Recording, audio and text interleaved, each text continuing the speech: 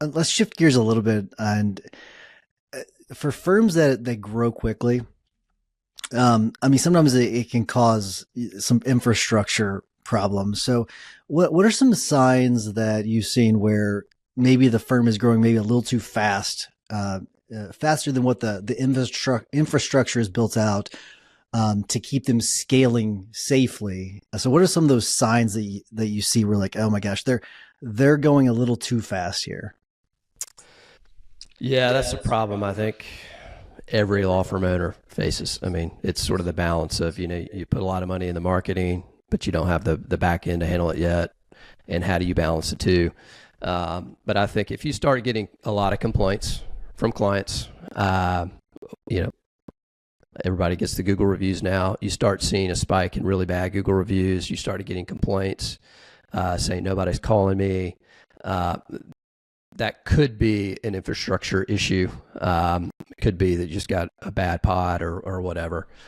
But that would be something I would look at. And obviously, if employees are complaining, you know, definitely want to look into that. But that is, I mean, a huge issue, and you got to be ready.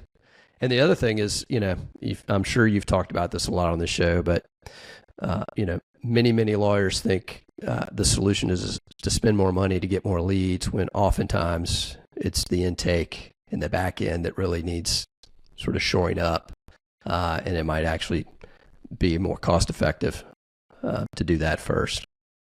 Are there some simple ways of shoring up the intake in the back end that are like just like really simple to do, that it doesn't cost a whole lot of money, that just they're things that just need to be done that would help shore those things up?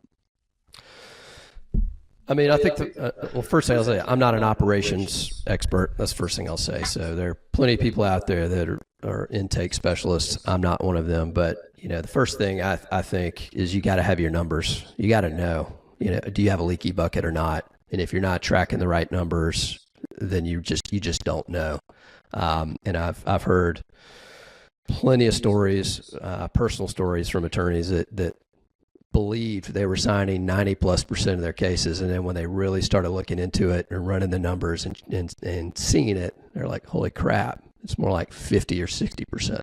Wow. And I've heard some really, really compelling case studies where people really came in and worked on the just the intake without increasing any marketing spend, and their case volume, significantly went up, 50+% just from that. It's incredible. And I don't know what they did. I mean, they explained it, they told me, but again, I'm not the intake expert.